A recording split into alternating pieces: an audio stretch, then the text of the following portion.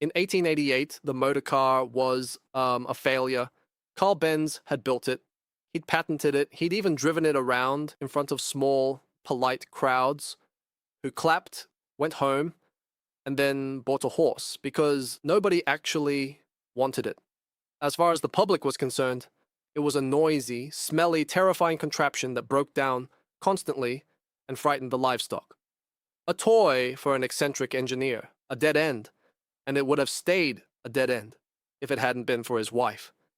You see, Karl Benz was a brilliant engineer and a hopeless salesman. He was shy, he was cautious.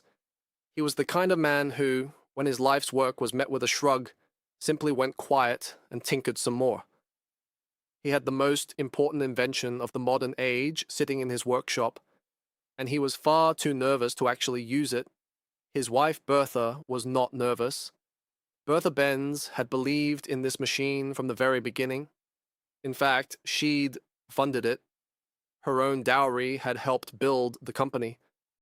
And legally, in 1888, a married woman in Germany was barely allowed to make her own decisions, but this was her investment too, and she was watching it die, so Bertha decided to do something about it.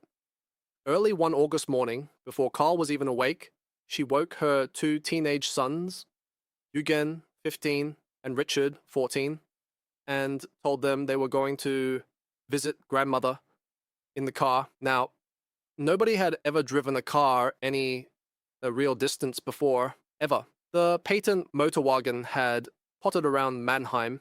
It had never actually gone anywhere.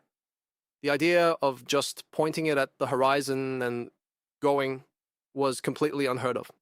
And grandmother lived in Pforzheim, about 106 kilometers away. Bertha left a note for her husband saying they'd gone to visit her mother. She rather neglected to mention the small detail that they were taking his experimental motor vehicle on a journey roughly 40 times longer than it had ever traveled. And then the three of them quietly pushed the car down the road so the engine wouldn't wake Karl and set off. What followed was extraordinary. Remember, there were no petrol stations, no mechanics, no garages, no spare parts, no roadside assistance, and no roads, really, built for anything but horses. There was just Bertha, two teenage boys, and a machine nobody fully understood. So when the fuel line clogged, Bertha cleaned it out with her hatpin. When a wire shorted and the ignition failed, she insulated it with one of her garters, and when the car ran low on fuel, because the tank held almost nothing, she stopped at a pharmacy in the town of Weissloch and bought the Groin, a cleaning solvent that just happened to be flammable enough to run the engine. That pharmacy is now recognized as the first filling station in the world, because Bertha Benz needed a top-up, and the journey kept throwing problems at her, and she kept solving them. When the wooden brake blocks began to wear away on the long hills, Bertha found a cobbler, a shoemaker, and asked him to nail leather over the brakes. And there it was.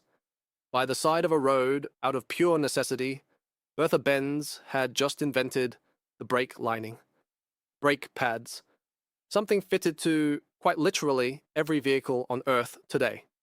The hills were a problem the other way, too. The engine simply couldn't climb the steeper ones, so the boys had to get out and push. Bertha noted it, and when she got home, she told her husband plainly that the car needed an extra lower gear for climbing, and he added one, because of course he did. She wasn't just driving the car, she was road testing it, debugging it, writing the world's first ever vehicle field report, in real time, with a hatpin and a garter. By the time Bertha and the boys rolled into Pforzheim that evening and sent Karl a telegram to let him know they'd survived, something far bigger than a family visit had happened. People had seen them. All along the route, ordinary people had watched a woman and two boys ride past on a horseless carriage, under its own power, covering distances no horse could manage without rest. They were astonished. Word spread. The newspapers picked it up. And suddenly the motorcar wasn't an eccentric's toy that broke down in a field. It was a real, practical machine that had just crossed the countryside and back, in public, with a family on board. Bertha had done what Karl never could. She'd proved it worked, not in a workshop, but in the real world.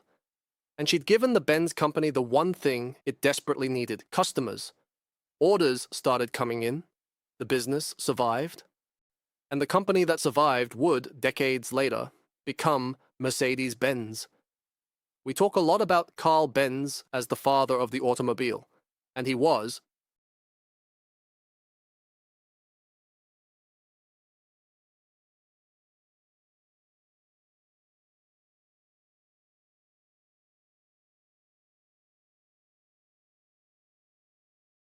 The first driver ever to go the distance wasn't a man, it wasn't an engineer, it was Bertha Benz.